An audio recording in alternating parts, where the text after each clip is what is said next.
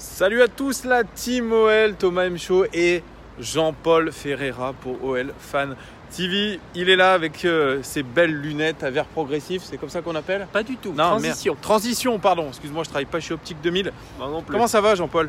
Pas bien. Tu vois, je t'attendais pour débriefer ce match que malheureusement j'ai débriefé tout seul, tu sais, je fais une première partie tout seul. Et ensuite, c'est toi Le recul. Voilà, c'est ça, le recul nécessaire. Après cette analyse à froid. Maintenant c'est à froid et toi c'est à chaud. Exactement. Alors Jean-Paul, qu'est-ce que tu as pensé de ce fabuleux match contre Donetsk à huis clos? Alors, pour ce qui était de l'ambiance Louis II, comment T'as adoré ou pas? Non, j'ai détesté, je ne changerai pas d'avis. Le match, on va enfoncer une porte ouverte, se divise en deux. Et, bon? Oui. Et comme souvent avec l'OL, on a eu droit à nos deux mi-temps. La première catastrophique et la première à peine moins catastrophique parce que, comme tu l'as si bien remarqué, on a eu droit à 20 minutes de jeu. 20 minutes de jeu, simplement, c'est trop peu, mais quand même avec une autre envie en seconde mi-temps. Alors qu'est-ce qui s'est dit? Qu'est-ce qu'a pu dire Bruno Genesio et surtout Jean-Michel Aulas qui apparemment a fait les gros yeux à ses joueurs? Voilà ce qu'il a dit, il a fait les gros yeux, ça vaut mieux que des paroles. Bon, ils ont été complètement absents, anesthésiés, pas concernés, maladroits techniquement. Tu avais cité Dembélé qui avait bouffé la feuille. Ouais, effectivement, il a bien bouffé la feuille en première mi-temps. Ouais, mais il s'est bien récupéré après parce qu'il faut le mettre ce but. Il est important. Alors moi, voilà, j'estime qu'il est sur une marge de progression, Moussa Dembélé. D'accord. Mais en Ligue des Champions, c'est vrai que rater trop d'occasions, on sait très bien qu'on le paye cash. Voilà, donc on est bien d'accord que certains avaient peur de l'ambiance. Peut-être que ça jouait, même si... Alors c'était l'excuse de Jean-Michel Aulas, voilà. Bah justement. Ils étaient tétanisés à l'idée de jouer dans un stade vide. Il ne faut pas abuser non plus. Il ne faut pas exagérer non plus. En revanche, peut-être que ça a un petit peu joué, sauf que pour l'OL, on a du mal à croire que cet argument soit vraiment recevable. Maintenant, ils ont montré tout ce qu'on déteste, c'est-à-dire vraiment, elle était symbolique cette première mi-temps. L'envie était absente. On aurait dit un match de la Ligue pourrie, voilà, de match de amical. On était sur un rythme de match amical. Mais Donetsk, lui, n'avait pas un rythme de match amical. Il avait un vrai rythme de Champions League. Et ça jouait. Et ça jouait même bien. Mais on le savait, on l'avait prévu. Moi, je l'avais dit dans ma vidéo, ils ont des Brésiliens, des petites pépites brésiliennes. Je ne sais pas comment ils arrivent à les recruter, mais en tout cas, ça joue. Et on a l'impression que ça joue depuis des années ensemble. Et franchement, même ce côté gauche, avec notamment Ismaili, le latéral gauche brésilien, il n'a rien à envier à Marcelo.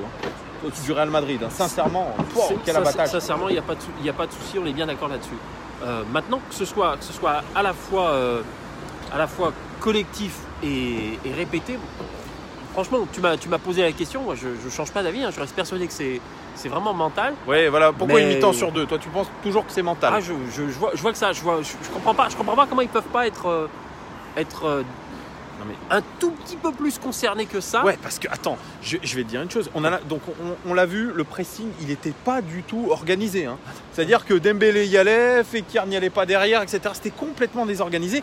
Et ce qu'on va dire, c'est que, sincèrement, je pense qu'aux entraînements, ils doivent le bosser, ça, avec Bruno Genesio. Ils doivent bosser ce pressing sur le premier relanceur, parce qu'on savait que le premier relanceur, donc le défenseur central ukrainien, il allait très très haut. C'est vrai qu'il portait le ballon. Ouais. Ça, on le savait, donc il fallait le presser. Ouais, mais on ne l'a pas fait en bloc. Ça t'a pas échappé non plus que ce qui se fait à l'entraînement ne se répète pas toujours en match. Ouais, mais quand même, là, quand moi je reparle de Pep Guardiola. Pep Guardiola, il parle d'un voyage quand il voit le déplacement de son équipe, parce que son équipe se déplace en même temps. Nous, ce qu'on a vu, c'est des solistes en train de se déplacer, mais pas du tout dans le bon tempo. Oui. C'est ça peut-être le plus inquiétant, c'est qu'on n'arrive pas à mettre en œuvre ce pressing qui avait été très bon d'ailleurs contre Manchester City. Pourquoi on n'arrive pas à le faire contre le Shakhtar Donetsk? Le problème il est là, c'est que tu as vu que l'équipe était capable de le faire et elle a été capable de le faire très très bien sur 90 minutes. Donc est-ce que c'est physique? Est-ce que c'est physique? Non. Moi, franchement, je vois pas pourquoi ce serait physique.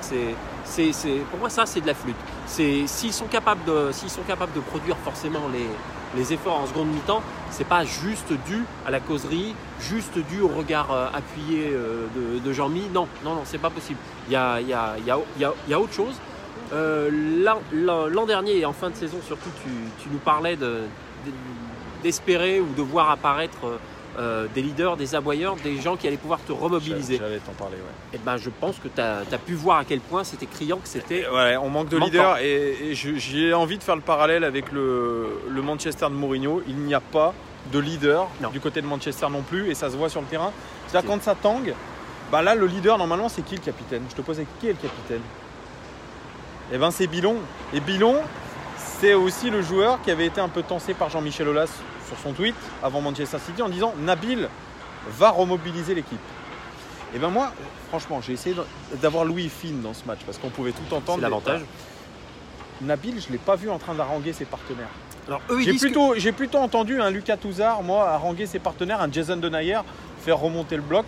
Alors, haranguer, oui, on remobiliser, remobiliser. Voilà, tout ce que tu veux.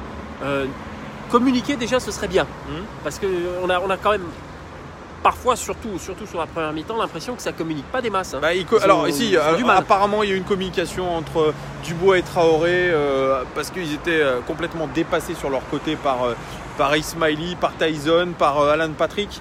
Et ça, il l'avait bien compris, le Shakhtar. Je pense qu'il savait très bien que c'était un côté où les replis défensifs étaient un peu compliqués. Donc, ils ont accentué là-dessus. Mais est-ce que c'est vraiment un problème seulement de communication entre les deux joueurs? Je ne crois pas. Hein. Je te donne une piste. Je te dis que c'est un élément de réponse. Encore une fois, le faux révélateur de ces deux premiers matchs de Ligue des Champions, c'est que tu es parti sur une base exceptionnelle. Dans l'intensité notamment du pressing. Voilà. Et tu te retrouves avec entre guillemets les bonnes vieilles mauvaises habitudes, la tradition de l'OL de mal démarrer mais c'est une tradition qui dure 3 ans. Je veux bien dire, mais Jean-Michel Aulas s'est réveillé et il a dit on va voir avec le staff pourquoi l'équipe joue une mi-temps sur 2. Mais c'est pour alternatif. Voilà. Oui. Okay. Ça fait 3 ans que c'est la moi même chose. Je change pas d'avis sur le fait que même si sa cote était remontée de manière exceptionnelle, je suis désolé, mais ok, c'est les joueurs qui jouent, mais c'est quand même aussi Pep qui est là pour donner un petit peu de... tu l'entends sur le bord du terrain, moi, c'est ce que je t'ai dit, il cible quand même certains joueurs, et notamment un en particulier, Bertrand Traoré, qui est tout le temps il est tout le temps sur son dos, mais c'est pas que de la faute de Bertrand Traoré. Bertrand Traoré, c'est simple, quand on l'a recruté, moi quand j'avais vu les matchs de l'Ajax, et quand on avait perdu en demi-finale, il avait été exceptionnel, Bertrand Traoré. Il a de l'or dans les pieds, et on le voit pareil lui aussi sur courant alternatif. C'est peut-être celui dans l'effectif qui a le plus de talent technique. Comment Bertrand Traoré sur un match comme ça il passe au travers? Le talent sans le boulot et sans le mental, ça en général ça mène pas très, moi je très pense loin, que c'est une question de mental avec Bertrand Traoré. Oui. Parce que du Bertrand Traoré, on le sait capable de faire des grandes choses sur son côté droit, mais on sait qu'il est capable aussi de repiquer au centre et de marquer des buts d'avant-centre. Parce qu'il est polyvalent. Et moi je ne l'ai pas vu non plus sur ce match essayer d'aider Moussa Dembélé. Écoute, c'est comment dirais-je, c'est l'entrée de Memphis qui a un petit peu reboosté tout ça. Oui, je suis bien d'accord. On a retrouvé le Memphis un petit peu de la saison dernière quand il faisait le super sub. Ouais, qu'est-ce que t'en penses alors toi de ça? Alors son statut de super sub. Bah, je pense qu'il a pour le coup, je pense que notre ami Bruno Guardiola, il a bien fait de le remettre un petit peu sur le banc, puisque ça faisait déjà quelques matchs où ça tanguait, pour pas dire autre chose. Ouais. Et le fait peut-être de l'avoir remis dans cette disposition mentale ou psychologique d'être le recours, d'être le sauveur, ça l'a peut-être un petit peu boosté. Il a failli être le sauveur. Sur le troisième but, exactement. Et je pense que le déclic il sera là. S'il arrive à marquer à nouveau et à refaire pencher la balance du bon côté, on va retrouver à mon avis un bon Memphis, parce qu'il est temps que sa mauvaise passe se termine, quoi. Ouais. Ça fera que du bien à l'OL. Ouais, ça fera que du bien à l'OL. Et puis surtout, la chose positive, c'est qu'on est premier de ce groupe. Ah oui, alors autre chose. Avec 4 points, tout n'est pas négatif. On est quand même premier. Il y aura 2 matchs très importants. Le prochain contre Offenheim le 23 octobre. Il faudra aller chercher la victoire à Offenheim et ça va être compliqué pour avoir vu le match face à Manchester City. Le verre à moitié vide ou le verre à moitié plein, c'est toujours pareil. Comme dirait l'autre, si on t'avait dit qu'après 2 journées de de ce mini championnat de Ligue des Champions, tu aurais 4 points, tu serais premier du groupe. Ah ouais, on n'aurait Comme pas dire cru. l'autre. On n'aurait pas cru. On n'aurait pas cru, puis Non. surtout on aurait signé tout de suite. Oui, Mais sauf- là sauf aujourd'hui, si tu es en position quand même de pouvoir te qualifier. Ah mais ça n'a pas changé, hein. C'est ça le côté positif, ouais. ça n'a pas changé. Voilà. Simplement là tu avais l'opportunité, et moi j'y croyais personnellement. Je pensais que cette compétition allait les maintenir dans un état de motivation et d'implication plus forte que le championnat où Et on, le PSG s'éloigne, mais ça on en parlera plus tard. Et je pensais que ça allait être suffisant, même une victoire de raccro. Mais Ouais. finalement non. Et quand le match se termine finalement, t'es quoi? T'es soulagé ou t'es déçu? Moi je suis déçu. Bah, ça c'est plutôt bon signe. Parce que si tu Je suis regardes déçu bien, parce qu'il ils y s'en avait- sortent bien. Ils S'en très sort de bien, mais on avait l'occasion. Franchement, on pouvait marquer. Bien sûr. Mais bien des deux sûr. côtés, mais on est déçus parce qu'on se dit que l'OL, s'ils avaient été sur ce même rythme, je dis pas à fond tout le temps, il y a des temps faibles, mais en tout cas un rythme régulier dans ce match. Un match nul pour 20 minutes de jeu, c'est bien payé. Oui, c'est bien payé. On est d'accord. Avec aussi, je t'en parlais hors antenne, de Léo Dubois. Léo Dubois, bon, il y en a beaucoup qui le taillent, il y en a beaucoup qui disent Léo Dubois, défensivement, bah oui, il se fait déborder, mais il était à 1 contre 3 régulièrement. C'est vrai. Mais il a quand même apporté sa touche offensive. Et là où il est plus intéressant que Raphaël, c'est qu'il revient au cœur du jeu. Et franchement, le trouver au point de pénalty sur la passe décisive de Houssem Aouar, c'est inespéré. Moi, d'ailleurs, sur l'écran, on ne le voit pas. On ne le voit pas arriver. On se dit, qui c'est qui a marqué? C'est Léo Dubois. Quand même, il y a du mental chez Léo Dubois. Tu aimerais qu'il devienne un petit peu le Thomas Meunier de l'OL. C'est ça. Oui, voilà. Voilà. Sauf que c'est un peu le même genre. Sauf que Thomas Meunier, il est un peu plus costaud. Mais il est un peu plus international aussi. Il est un peu plus international, même si bon, il est international espoir quand même, Léo Dubois.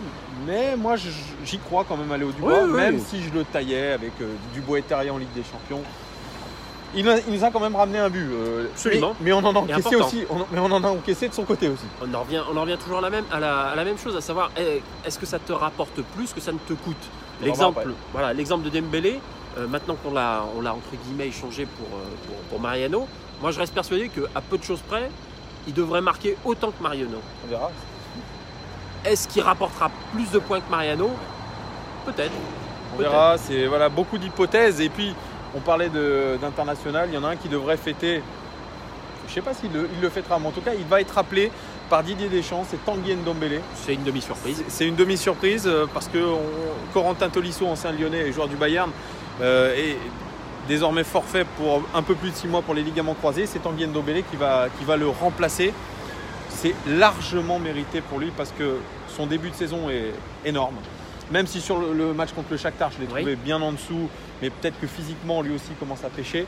Mais franchement, c'est... Alors justement, tu parles de son futur proche là, en bleu.